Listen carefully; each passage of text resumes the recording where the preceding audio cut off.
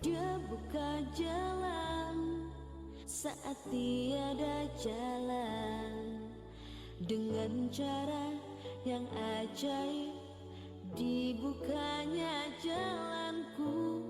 Dia menuntunku dan memeluk diriku, dengan kasih dan kuasanya Dia buka jalan. Dia buka jalan. Dia buka jalan saat tiada jalan, dengan cara yang ajaib dibukanya jalanku.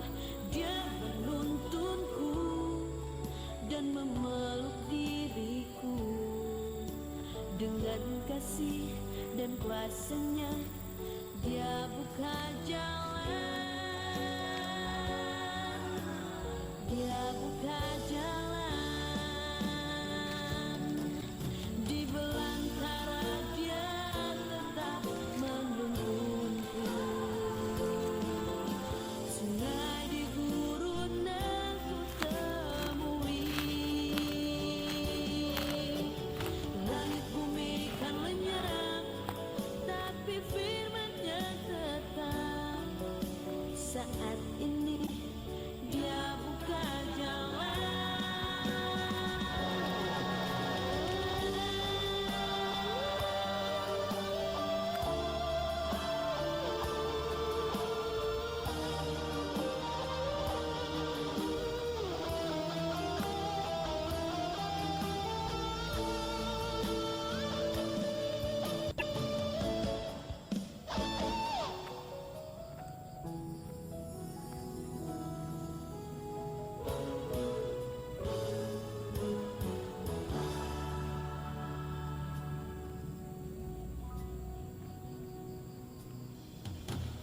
Dia buka jalan saat tiada jalan, dengan cara yang ajaib dibukanya jalanku.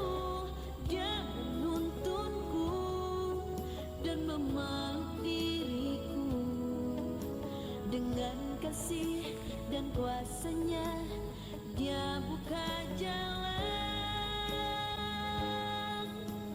Dia buka jalan di belantara. Dia tetap menuntunku. Sungai di gurun aku temui,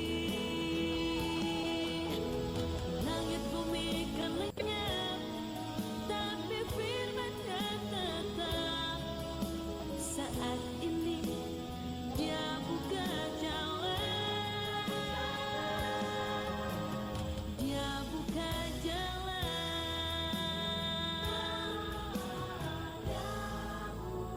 Dia buka jalan.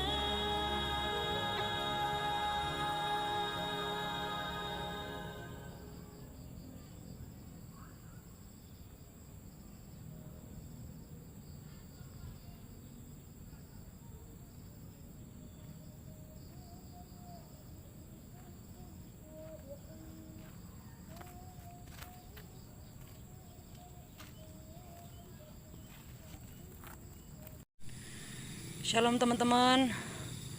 Beginilah teman-teman penampakan dari tanaman porang kita yang setelah kita lakukan pencabutan kacang tanah ya teman-teman ya.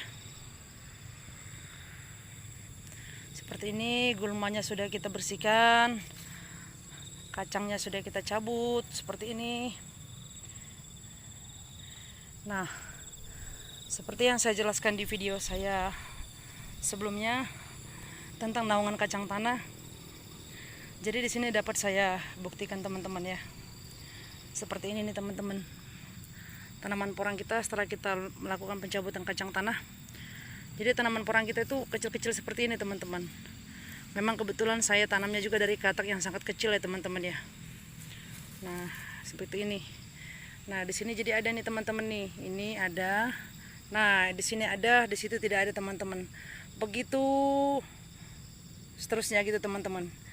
Jadi selalu ada bagian-bagian yang hilang gitu teman-teman. Udah saya lakukan penggalian gitu, dan di dalamnya tidak ada katak yang tersisa. Jadi kalau untuk tanaman porang dari katak sekecil ini ya teman-teman ya, nah jadi sangat tidak efisien teman-teman kalau kita menggunakan kacang tanah, karena posisi kataknya di sini, kacang tanah kita taruh di tengah teman-teman. Jadi dia ripah ke arah tanaman porang kita, jadi ketutup gitu teman-teman. Dan di sampingnya juga masih ada rumput. Jadi terkadang kita suka melakukan pencabutan itu suka tidak terlihat katak porang kita yang sekecil ini.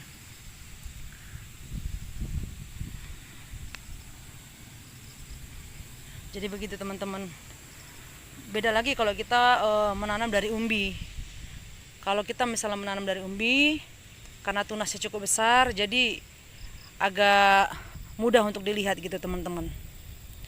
Nah, tadi kita sudah melakukan pencabutan rumput, dan kita sudah melakukan juga menaiki bedengannya, kita naikin tanahnya, paritnya kita dalamin kembali, agar nanti kalau misalnya hujan turun dalam intensitas yang sangat besar ya teman-teman ya, setidaknya dia tidak banjir gitu, atau tidak kena ke tanaman porang kita. Jadi beginilah teman-teman yang saya lakukan hari ini ya.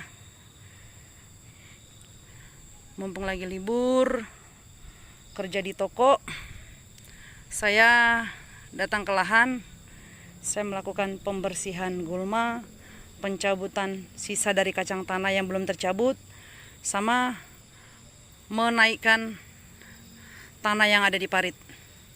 Dan di sekitar sini saya sudah melakukan penanaman jagung ya, untuk sebagai naungan ya, pengganti dari kacang tanah. Seperti ini saya sudah tanam kacang tanah jagung, dan paritnya kita dalamkan ya, supaya nanti untuk air lebih cepat untuk mengering dan tidak sampai ke tanaman porang kita. Seperti ini teman-teman. Ini juga saya bikin, ini ada 2 baris ya teman-teman, tapi yang lebih terlihat adalah di bagian sebelah kiri, dan di bagian sini semuanya hampir tidak ada teman-teman. Hanya ada beberapa seperti ini. Nah, kecil-kecil sekali. Seperti ini. Ya, seperti inilah teman-teman. Jadi menurut pengalaman saya ya, untuk naungan kacang tanah, untuk naungan porang, kalau dia dari katak yang kecil ya, lebih bagus kita menggunakan pohon jagung. Tetapi kalau dari umbi, tidak ada salahnya kita menggunakan naungan kacang tanah. Karena memang untuk tanaman porang ini ya, sangat membutuhkan naungan teman-teman, apalagi dari katak yang sangat kecil. Beda halnya lagi kalau dari umbi. Jadi untuk supaya memperbaiki pertumbuhannya dan tidak terhambat, sebaiknya kita menggunakan naungan. Seperti inilah teman-teman yang saya kerjakan untuk hari ini. Dan kemarin saya kerjakan bagian yang di bawah, dan nanti ini akan saya lakukan sampai ke sana. Jadi saya memaksimalkan waktu saya 1 minggu untuk pembersihan gulma di lahan porang kita yang pertama yang tidak menggunakan mulsa. Kalau untuk yang menggunakan mulsa ya agak sedikit mudah lah ya ditanganin. Karena apa? Karena kita hanya membersihkan di bagian paritnya saja. Kalau untuk di bagian lubang dari tanaman porang kita yang dimulsa ya hanya beberapa saja ada gulmanya. Jadi inilah yang dapat saya bagikan untuk hari ini teman-teman. Terima kasih untuk semuanya. Untuk teman-temanku yang ada setia nonton di video kita, terima kasih.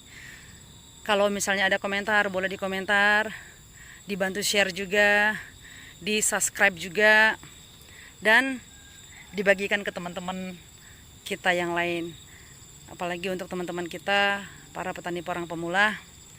Jadi Anda membagikan apa yang Anda ketahui kepada mereka yang tidak mengetahui. Terima kasih. Tuhan Yesus memberkati. Shalom.